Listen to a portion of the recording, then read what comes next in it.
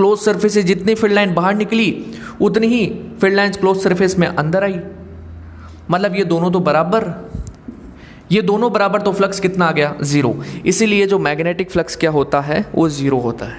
Magnetic field है बाह्य चुंबकीय क्षेत्र। इससे बाह्य चुंबकीय क्षेत्र की क्या तीव्रता है जिससे ये मटेरियल मैग्नेटाइज हो रहा है, उसे अपन कहते हैं इंटेंसिटी ऑफ मैग्नेटाइजिंग फील्ड। नमस्कार, वंस अगेन वेलकम है आप सभी का। मैग्नेटिज्म वाला चैप्टर अपना चल रहा था और मैग्नेटिज्म वाले चैप्टर में अब अपने पास 7 कंसेप्ट, 7 टॉपिक, 7 फॉर्मूलाज ये कह दे ये और बचे हैं।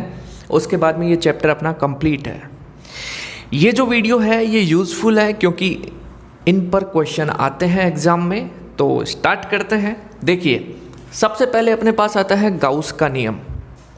इलेक्ट्रोस्टैटिक्स में भी अपन गाउस का नियम पढ़ते हैं, सिमिलरली मैग्नेटिज्म में भी गाउस का नियम अपन पढ़ते हैं।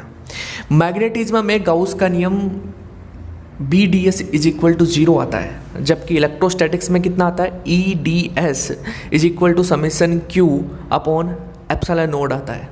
ये रूप होता है इलेक्ट्रोस्टैटिक्स में, स्थिर वैद्युतिकी में, और यहाँ पे कितना? 0। ऐसा क्यों है इसकी बात करें तो देखो, गाउस का नियम है क्या चीज़? इलेक्ट्रोस्टैटिक्स में टोटल इलेक्ट्रिक फ्लक्स है किसी बंद पृष्ठ से जाने वाला, और मैग्नेटिज्म में क्या होगा? Total magnetic flux.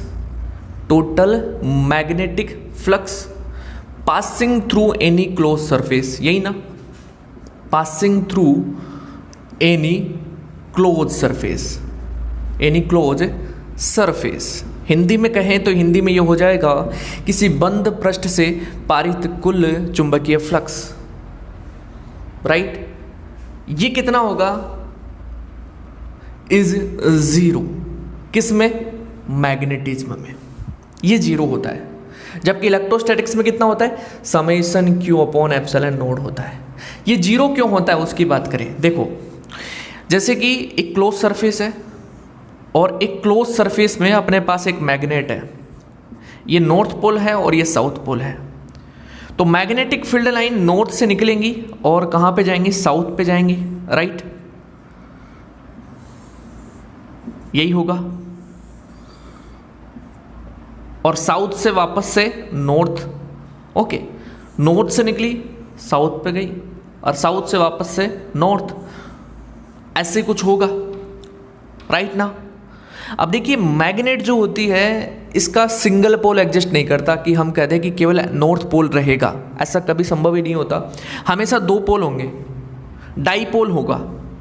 और डाईपोल होगा उसके लिए, अगर जैसे इलेक्ट्रोस्टैटिक्स में बात करें, स्थिर वैद्युतिकी में, तो डाईपोल अगर बंद पृष्ठ में है -Q + Q, तो अपन क्या बोलते हैं? टोटल चार्ज 0, तो फ्लक्स कितना हो गया? 0। ये बोलते हैं इलेक्ट्रोस्टैटिक्स में, राइट? सिमिलरली यहाँ पे भी देखें, इसका प्लस है -M, टोटल पोल स्ट्रेंथ 0, इसलिए मैग्नेटिक फ्लक्स 0 होना चाहिए। पहला रीजन तो ये हो सकता है बताने के लिए, एक्सप्लेन करने के लिए, राइट? दूसरा रीजन ये देखो, मैग्नेटिक फ्लक्स जो अपन डिफाइन करते हैं, चुंबकीय क्षेत्र, चुंबकीय फ्लक्स, वो होता क्या है? हम बोलते हैं कि मैग्नेटिक फ्लक्स जो होगा वो क्या होगा कि निर्गत बल रेखाओं की संख्या, निर्गत चुंबकीय बल रेखाओं की संख्या, बल रेखाओं की संख्या माइनस निवेशी बल रेखाओं की संख्या, निवेशी चुंबकीय बल रेखाओं की संख्या, बल रेखाओं की संख्या, राइट? मतलब leaving magnet, number of leaving magnetic field lines minus number of entering magnetic field lines, ऐसे होता है मैग्नेटिक फ्लक्स। इलेक्ट्रिक फ्लक्स भी ऐसे ही होता है। इलेक्ट्रिक फ्लक्स को अपन क्या बोलते हैं? Living by number of living electric field lines, निर्गत विद्युत बल रेखाओं की संख्या माइनस इंटरिंग, है ना? मैं थोड़ा सा फास्ट बता रहा हूँ। इलेक्ट्रिक फील्ड लाइंस ऐसे ही होता है, सिमिलरली मैग्नेटिक फ्लक्स होता है। तो यहाँ पे बात करें कि डाईपोल होगा तो जितनी फील्ड लाइन इससे बाहर निकलेंगी उतनी ही फील्ड लाइन इसमें अंदर आ रही है, तो दोनों तो सेम रहेंगी। जब दोनों सेम रहेंगी, दोनों बराबर रहने वाली हैं, भाई जितनी फील्ड लाइन बाहर निकलेंगी नॉर्थ पोल से उतनी फील्ड लाइन साउथ पोल में इंटर कर जाएंगी। तो एक क्लोज सरफेस में ये है, तो क्लोज सरफेस से जितनी फील्ड लाइन बाहर निकली उतनी ही फील्ड लाइन क्लोज सरफेस में अंदर आई। मतलब ये दोनों बराबर, तो फ्लक्स कितना आ गया, 0। इसीलिए जो मैग्नेटिक फ्लक्स क्या होता है, वो 0 होता है। क्लियर। तो अपने को ध्यान रखना है, क्योंकि सिंगल पोल का एग्जिस्टेंस नहीं होता, चुंबक के सिंगल पोल का, एकल ध्रुव का अस्तित्व नहीं होता, इसलिए total magnetic flux passing through any close surface is 0। कितना होता है, 0 होता है। किसी बंद पृष्ठ से पारित कुल चुंबकीय फ्लक्स क्या होगा, 0 होगा। और यही क्या है, गाउस के नियम का रूप है। तो ये ध्यान रखना, ये क्वेश्चन आता है डायरेक्ट कि आपको पूछता है कि किसी बंद पृष्ठ से पारित चुंबकीय फ्लक्स कितना होगा, देन आप बोलना 0 होगा। या क्वेश्चन ऐसे आ जाए कि मैग्नेटिज्म में गाउस के लॉ का फॉर्म क्या होगा, तो आप बोलना ये होगा। ओके जी, क्लियर है। चलिए नेक्स्ट, अब इनकी बात करते हैं। इसके लिए कंसेप्ट आपको बताते हैं कि जैसे कि ये मैग्नेटिक फील्ड है, क्या है, मैग्नेटिक फील्ड। क्लियर। इस मैग्नेटिक फील्ड में कोई भी मटेरियल अपन रखें, और ऐसा मटेरियल रख रहे हैं जो कि इस फील्ड से अट्रैक्ट हो सकता है, रिपेल हो सकता है, ऐसा मटेरियल। समझे बात को।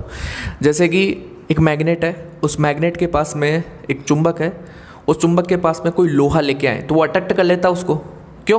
क्योंकि लोहे के पास में ऐसी प्रॉपर्टी है, मैग्नेटिक प्रॉपर्टी है कि वो चुंबक की ओर अट्रैक्ट हो जाता है। क्लियर रहती बात है। तो अपन एक ऐसा मटेरियल रखते हैं जो मैग्नेटिक फील्ड से बिहेव दिखा सकता है। ओके। तो अब ये मटेरियल जो है, ये मटेरियल एटम से मिलकर बना होगा, हम कहें बिल्कुल परमाणु से मिलकर बना है पदार्थ। छोटे छोटे परमाणु होंगे, परमाणु में प्लस होगा और माइनस होगा। तो जैसे इलेक्ट्रॉन एक चक्कर लगाएगा तो उसके कारण एक करंट फ्लो होगा, और करंट कैरिंग लूप बन जाएगा, धारावाही लूप। और धारावाही लूप के कारण हमने, याद करो, मैग्नेटिक मोमेंट निकाला था, द्विध्रुव आघूर्ण, ऑर्बिटल मैग्नेटिक मोमेंट अपने निकाला था, आया था, राइट। तो कक्षीय द्विध्रुव आघूर्ण उत्पन्न होगा। तो एक ऐसा मटेरियल लिया है जिसमें फ्री इलेक्ट्रॉन है, मुक्त इलेक्ट्रॉन है। तो मुक्त इलेक्ट्रॉनों के कारण यहाँ पे होगा क्या, ये जो एटम होंगे इनमें एक मैग्नेटिक मोमेंट उत्पन्न होगा। बिना इसी के, अपन फील्ड नहीं लगा रहे हैं, उससे पहले की बात कर रहे हैं अपन, ठीक है, उससे पहले की, फील्ड लगाने से पहले की।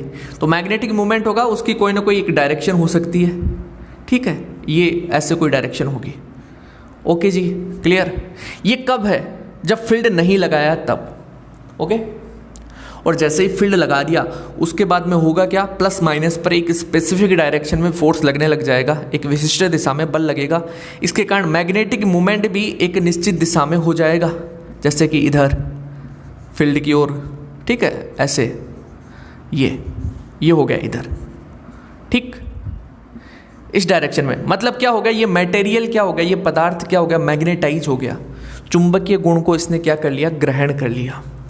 क्लियर। तो मेरा यहाँ पे समझाने का मतलब है कि कोई मैग्नेटिक मटेरियल अगर किसी चुंबकीय क्षेत्र में रखा जाता है तो वो मैग्नेटिज्म को ग्रहण कर लेता है, चुंबकीय प्रॉपर्टी को, मैग्नेटिक प्रॉपर्टी को, चुंबकीय गुणों को अब्जॉर्ब कर लेता है, ग्रहण कर लेता है। तो इसमें एक मैग्नेटाइजिंग प्रॉपर्टी यहाँ पे क्या हो जाती है, अराइज हो जाती है। क्लियर इतनी बातें। चलो ये कंसेप्ट क्लियर हुआ है ना। तो हमने क्या किया कि एक मटेरियल है और उस मटेरियल को magnetic field, external magnetic field में रख दिया।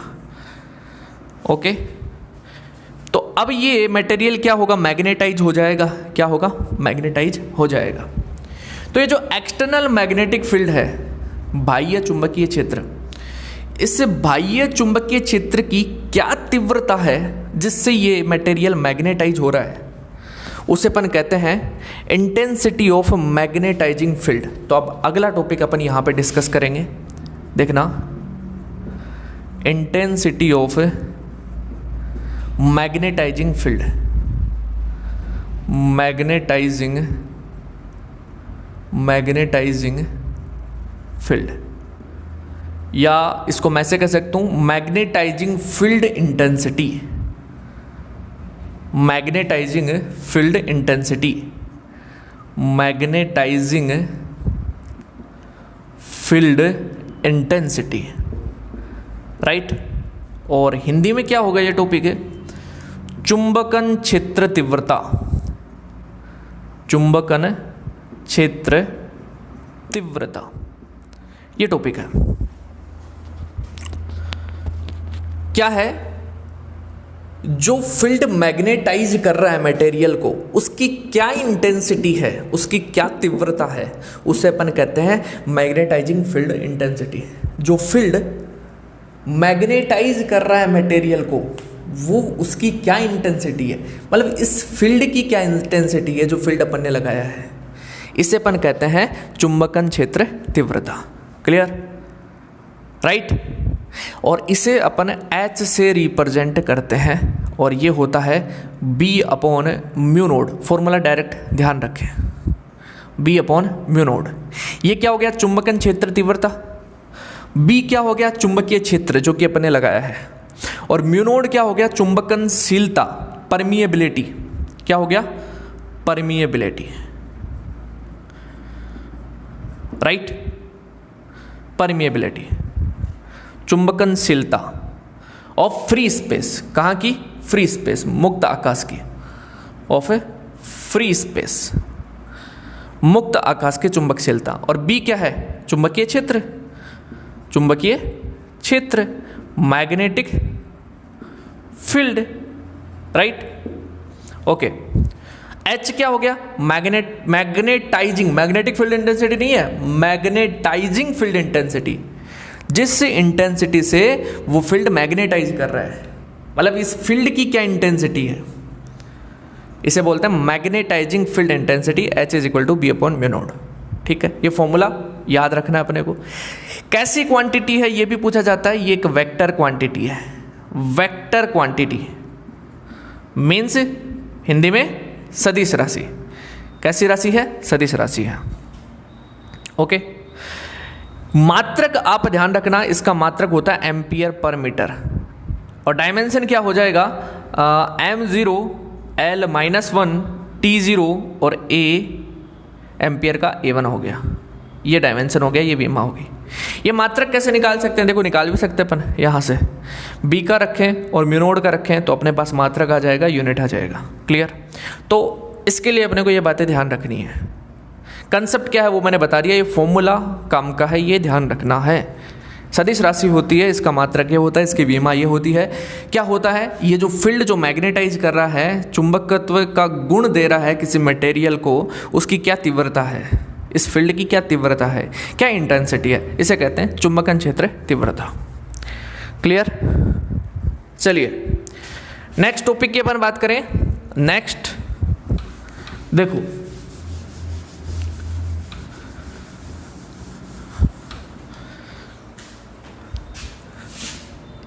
ये दो फॉर्मूला हो गए, तीसरी अपन इसकी बात कर रहे हैं। ये है अपने पास, जैसे कि ये मटेरियल है, ठीक है, ये मटेरियल मैग्नेटाइज हुआ है, ठीक है, मैग्नेटाइज हुआ है, तो इसमें एक डाइपोल मोमेंट काम करेगा एक स्पेसिफिक डायरेक्शन में, एक विशिष्ट दिशा में। अब विशिष्ट दिशा में एक स्पेसिफिक डायरेक्शन में डाइपोल मोमेंट इसमें उत्पन्न हो जाएगा, तो इसका मतलब क्या हो रहा है कि ये मटेरियल मैग्नेटाइज हो रहा है, यही तो है। तो किस इंटेंसिटी से ये मटेरियल मैग्नेटाइज हो रहा है उसे अपन बोलते हैं मैग्नेटाइजिंग इंटेंसिटी। देखो अगला टॉपिक है इंटेंसिटी ऑफ, सेम से लगते हैं ये, magnetising intensity,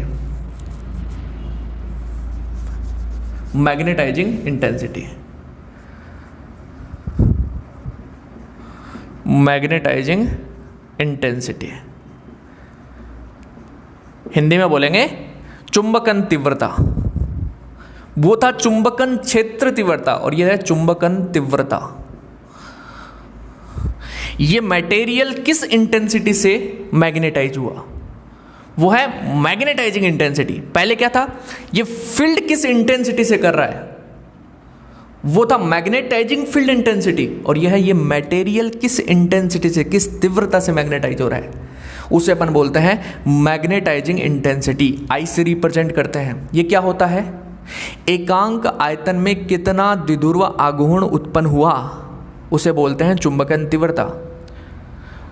magnetic movement develop per unit volume, magnetic movement developed per unit volume, एकांक आयतन में कितना मैग्नेटिक मूवमेंट, कितना चुंबकीय आघूर्ण उत्पन्न हुआ, उसे अपन बोलते हैं चुंबकन तीव्रता, एम नेट अपॉन वी। ये एम क्या है, मैग्नेटिक मूवमेंट, क्या है, मैग्नेटिक मूवमेंट, चुंबकीय आघूर्ण, चुंबकीय आघूर्ण, राइट। और वी क्या है, आयतन, वॉल्यूम, वॉल्यूम, ओके। चुंबकन तीव्रता आ गया एम नेट अपॉन वी। यहां पे भी अपने को पूछता है इसका यूनिट क्या है, सेम यूनिट आता है एम्पियर अपॉन मीटर, निकाल सकते हैं, कोई दिक्कत नहीं है। डायमेंशन की बात करें तो m0 मीटर का L1 L-1 T0 और A1, उसमें भी L-1 ही आएगा, अगर +1 कर दिया तो -1 ही ध्यान रखना आप, ठीक है, क्योंकि मीटर ऊपर जाएगा, लेंथ ऊपर गया तो -1, ओके। ये भी अपने पास एक वेक्टर क्वांटिटी होती है, कैसी क्वांटिटी, वेक्टर क्वांटिटी, सदिश राशि, ध्यान रखना ये चीज़ें, ठीक है। सदिश राशि, मात्रक, विमा, और ये अपने पास आई क्या होगा उसकी बात अपन ने कर ली है। तो फॉर्मूला पता होना चाहिए, थोड़ा सा कंसेप्ट पता होना चाहिए, बाकी का क्वेश्चन आएगा तो अपन इसमें सोल्व कर पाएंगे। देखिए आगे, देखिए इसमें आगे अपने पास आता है मैग्नेटिक ससेप्टिबिलिटी, मैग्नेटिक ससेप्टिबिलिटी, चुंबकीय सुग्राह्यता, सुग्राह्यता हिंदी में बोलते हैं सुग्राह्यता, चुंबकीय सुग्राह्यता, ठीक है, चुंबकीय सुग्राह्यता, चुंबकीय सुग्राह्यता। ये क्या है, जैसे कि यहाँ पे बात करें, ये फील्ड जो यहाँ पे जो मटेरियल मैग्नेटाइज हो रहा है, इसकी जो इंटेंसिटी है आई, ये क्या इस फील्ड की इंटेंसिटी पे डिपेंड करेगी, यस। जितना ज़्यादा ये फील्ड का इंटेंसिटी होगा उतना ही ये मटेरियल मैग्नेटाइज होने का इंटेंसिटी दिखाएगा। जितना ज़्यादा फील्ड की तीव्रता होगी उतनी ही ज़्यादा इस मटेरियल में जो मॉलिक्यूल्स है, अणु है, परमाणु है, उनकी इंटेंसिटी होगी मैग्नेटाइज होने की।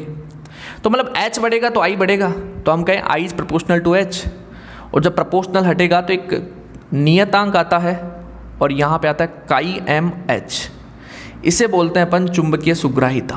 क्या बोलते हैं, चुंबकीय सुग्राहिता, मैग्नेटिक ससेप्टिबिलिटी। तो काई एम का फॉर्मूला अपने पास क्या आ गया, I अपॉन H, ये सूत्र पता होना चाहिए, ठीक है। अब यहाँ पे अपने को क्वेश्चन पूछता है बताओ इसका मात्रक क्या, तो कोई मात्रक नहीं होता है, यूनिटलेस, क्योंकि I और H दोनों का मात्रक तो सेम है, दोनों का यूनिट तो सेम है, तो यूनिटलेस आएगा। क्लियर है, तब यूनिटलेस है तो डायमेंशन भी नहीं होगा, ओके। फ्री स्पेस, मुक्त आकाश के लिए, फ्री स्पेस के लिए, फ्री स्पेस के लिए काई एम होता है 0, ये ध्यान रखना, कितना होता है 0। प्रतिचुंबकीय पदार्थ की बात करें, डायमैग्नेटिक मटेरियल की पदार्थ के लिए ये पूछा जाता है, काई एम होता है नेगेटिव, क्या होता है नेगेटिव, -1, ऋणात्मक होता है। क्या होता है, ऋणात्मक। और ये क्वेश्चन है, देखो मैं क्वेश्चन बताता हूं आपको, ये क्वेश्चन आया हुआ है, magnetic susceptibility is negative and very less for, किसके लिए होती है, तो हम बोलेंगे कि मैग्नेटिक ससेप्टिबिलिटी, चुंबकीय सुग्राह्यता डायमैग्नेटिक सबस्टेंस के लिए, प्रति चुंबकीय पदार्थों के लिए क्या होती है, ऋणात्मक होती है। ये क्वेश्चन आया हुआ है, ठीक है। चलिए, तो अपन ने बात कर ली काइएम की, चुंबकीय सुग्राह्यता की। फॉर्मूला डायरेक्ट पता होना चाहिए। ओके, नेक्स्ट, अब फॉर्मूला पता भी रहेगा अगर कंसेप्ट पता है तो। भाई कंसेप्ट के अकॉर्डिंग तो अपन फॉर्मूला निकाल रहे हैं। चलिए नेक्स्ट, इस फॉर्मूला की बात करते हैं। ये रिलेशन का फॉर्मूला है, रिलेशन, संबंध। देखिए, कोई मटेरियल है और उस मटेरियल को अपन क्या कर रहे हैं, एक सोलेनॉइड में रख रहे हैं। सोलेनॉइड समझते हो, परिनालिका।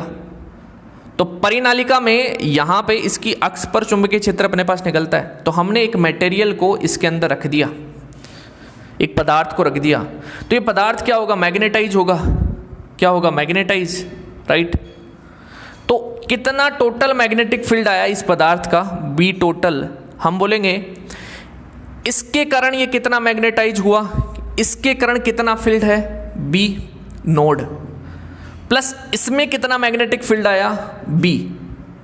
ये होगा टोटल मैग्नेटिक फील्ड। देखना, एक मटेरियल है, इसको अपन ने एक परिनालिका में रख दिया। तो इस मटेरियल में कितना, या इस मटेरियल के लिए टोटल मैग्नेटिक फील्ड क्या होगा। देखो, जैसे ही इसको अपन रखेंगे तो ये मैग्नेटाइज हो जाएगा, और मैग्नेटाइज होने के कारण ये अपना खुद का मैग्नेटिक फील्ड दिखाएगा, राइट। अपना खुद का मैग्नेटिक फील्ड दिखाएगा। तो इसका मैग्नेटिक फील्ड अपन ने मान लिया बी, और बाहर जो मैग्नेटिक फील्ड आ रहा है सोलेनॉइड का, वो अपन ने मान लिया बी नोड। तो टोटल मैग्नेटिक फील्ड क्या हो गया, बी नोड प्लस बी होगा, राइट। इतनी बात। तो total magnetic field B naught plus B. ये बी नोड क्या है, परिनालिका का, राइट है, सोलेनॉइड का, परिनालिका का, सोलेनॉइड का। और बी क्या है, बी ये है अपने पास मटेरियल का, पदार्थ का। किसका, पदार्थ का, सोलेनॉइड का, और ये मटेरियल का, बी नोड प्लस बी। अब बात करें कि परिनालिका का जो फील्ड है, एक्सटर्नल फील्ड है, ये क्या होगा, B naught is equal to mu naught H. यही तो होगा, याद करो, बाहर का field B naught is equal to mu naught H होगा। और पदार्थ का जो फील्ड होगा बी, ये किस पर डिपेंड करेगा, ये डिपेंड करेगा कि यहां पे कितना इंटेंसिटी है, कितना तीव्रता है। जितनी ज़्यादा तीव्रता उतना ही ज़्यादा यहां पे क्या होगा, ये फील्ड होगा, राइट। तो मैं कह दूं, जब प्रोपोर्शनल हटेगा तो एक जो कांस्टेंट आएगा, जिसे अपन बोलेंगे मैग्नेटिक परमिएबिलिटी, चुंबकनशीलता। ये चीज़ आपको ध्यान रखनी है, ठीक है, कि भाई यहाँ का जो फील्ड होगा ये तीव्रता के समानुपाती होगा। तो म्यू नोड आई आया। तो अपने पास बी टोटल अपने पास क्या होगा, आप बोलोगे mu naught H plus mu naught I. ये सूत्र हैं, इसलिए मैं चीज़ें बता रहा हूँ। म्यू नोड कॉमन आया, एच प्लस आई। ये फॉर्मूला भी काम का है, ठीक है। आई क्या है, इंटेंसिटी। इसको आप ऐसे लिख सकते हो, mu naught H plus M net upon V. I का value intensity of magnetising intensity, I M net upon V. तो ये फॉर्मूला भी काम का है, ठीक है, okay. B is equal to mu naught H plus I आ गया, और B is equal to mu naught H plus M net upon V आ गया। ये भी लिख सकता है, क्लियर। अब देखिए, I जो है, I इसको भी अपन चेंज कर सकते हैं, इंटेंसिटी को। कैसे, जो इंटेंसिटी है, तीव्रता है, इस तीव्रता को अपन लिख सकते हैं काई एम एच, लिख सकते हैं यहां से। तो B का वैल्यू कितना, आप बोलोगे mu naught H plus chi M H, right. B का वैल्यू आ गया mu naught H bracket 1 plus chi M. इसका वैल्यू आ गया अपने पास इस प्रकार से, देखना, B upon H is equal to mu naught 1 plus chi M.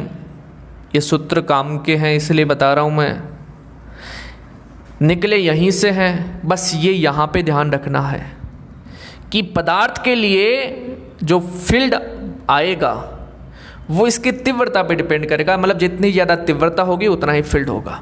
ये फॉर्मूला ध्यान रखना पड़ेगा, B equal to mu naught I. बाकी का तो सारा अपन ये पढ़े हुए हैं वही अपन रख रहे हैं, ठीक है। B upon H is equal to mu naught 1 plus chi M हो गया। B अपॉन एच क्या है, टोटल मैग्नेटिक फील्ड है, और उसमें क्या कर रहे हैं, जो फील्ड आ रहा है उसकी इंटेंसिटी का भाग दे रहे हैं, उसकी इंटेंसिटी का।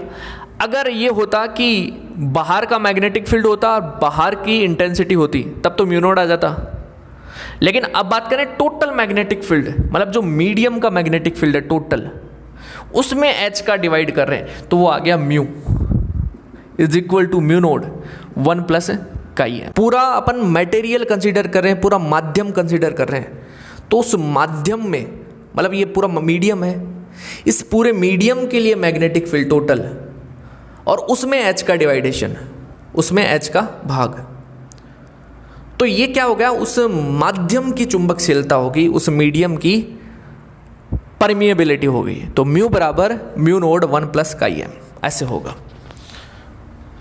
अब इस प्रकार से हो गया ये रिलेशन अपने पास है कि म्यू अपॉन है, इसको मिटा दूं, म्यू अपॉन है mu naught is equal to 1 plus chi M, और ये क्या होगा, relative permeability 1 plus chi M. ये चीज़ें आपको 2-3 चीज़ें आपको यहाँ पे ध्यान रखनी पड़ेगी, बाकी का सारा कंसेप्ट ही है कि भाई पदार्थ के लिए ये होता है, ये म्यू नोड आई हो जाएगा, ठीक है। यहाँ पे रखेंगे वैल्यू तो अपने पास ऐसे आएगा। ये चीज़ यहाँ पे एक याद रखने वाली है कि ऐसा कुछ होता है, ठीक है। बाकी का सारा फॉर्मूला से अपन रख रहे हैं, means mu R is equal to 1 plus chi M. हमने ये रिलेशन भी यहाँ पे देख लिया कि रिलेटिव परमिएबिलिटी आपेक्षिक चुंबकशीलता 1 प्लस मैग्नेटिक ससेप्टिबिलिटी होता है, चुंबकीय सुग्राहिता होती है। ओके, चलिए नेक्स्ट आगे देखिए। आगे अपने पास है कि जैसे कि एक अनुचुंबकीय पदार्थ है। कैसा पदार्थ है, अनुचुंबकीय, अनुचुंबकीय पदार्थ। अनुचुंबकीय पदार्थ का मतलब हो गया पैरामैग्नेटिक मटेरियल इंग्लिश में, जिसमें फ्री इलेक्ट्रॉन होते हैं, ठीक है। तो अनुचुंबकीय पदार्थ के लिए यह बताया गया कि जो चुंबकीय सुग्राह्यता होती है, चुंबकीय सुग्राह्यता मैग्नेटिक ससेप्टिबिलिटी, ये तापमान के व्युत्क्रमानुपाती होती है। किसके व्युत्क्रमानुपाती, तापमान के, इनवर्सली प्रोपोर्शनल टू टेम्परेचर। जितना ज़्यादा टेम्परेचर होता है उतना ही कम ससेप्टिबिलिटी होती है। किसके लिए, अनुचुंबकीय पदार्थों के लिए। जब ये प्रोपोर्शनल हटता है तो अपने पास आता है एक प्रोपोर्शनल कांस्टेंट C, जिसे अपन बोलते हैं क्यूरी नियतांक, क्यूरी नियतांक, क्यूरी कांस्टेंट। और T क्या है, टेम्परेचर, तापमान, तापमान। ये नियम क्या है, ये क्यूरी नियम है, क्यूरी लॉ, क्यूरी नियम है, ठीक है। यहीं पे अगर लोह चुंबकीय पदार्थों की अपन बात करें, किसकी बात करें, लोह चुंबकीय पदार्थों की, लोह चुंबकीय पदार्थों की, फेरामैग्नेटिक मटेरियल की, तो उसके लिए जो मैग्नेटिक ससेप्टिबिलिटी होता है वो होता है C upon T minus TC। Same formula है कि लोह चुंबकीय जो पदार्थ है, फेरोमैग्नेटिक मटेरियल है, उसके लिए जो ससेप्टिबिलिटी दी गई वो इस प्रकार से दी गई, जिसमें TC जो है ये तो है अपने पास क्यूरी टेम्परेचर, क्यूरी तापमान। T है कोई अन्य तापमान, अदर टेम्परेचर, और C है क्यूरी नियतांक, क्यूरी नियतांक, क्यूरी कांस्टेंट फेरोमैग्नेटिक मटेरियल के लिए। ये क्या है कि ये अपने को ध्यान रखना है, क्योंकि इन पर क्वेश्चन आता है, न्यूमेरिकल है, मैंने देखे हैं बुक में क्वेश्चन बने हुए इनके ऊपर। जैसे जो मैग्नेटिक ससेप्टिबिलिटी है तो C अपॉन T होता है, किसके लिए? अनुचुंबकीय पदार्थों के लिए, और लौह चुंबकीय पदार्थों के लिए ऐसा होता है। ये क्यूरी नियम कहलाता है और ये कहलाता है अपने पास क्यूरी वाइस नियम। क्यूरी वाइस नियम ये, ठीक है।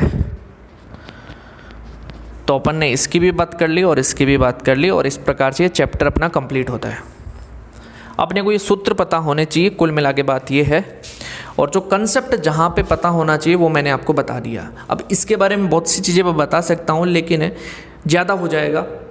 अपने को बस फॉर्मूला पता होना चाहिए कि अनुचुंबकीय पदार्थों के लिए चुंबक जो सुग्राह्यता होती है वो C/T होता है, और लौह चुंबकीय पदार्थों के लिए C/T-TC होता है, ठीक है। ये सारे फॉर्मूला, सारे सूत्र पता होना चाहिए। ओके, तो होप दैट कि ये वीडियो यूज़फुल है। इसी के साथ में मिलते हैं नेक्स्ट वीडियो में।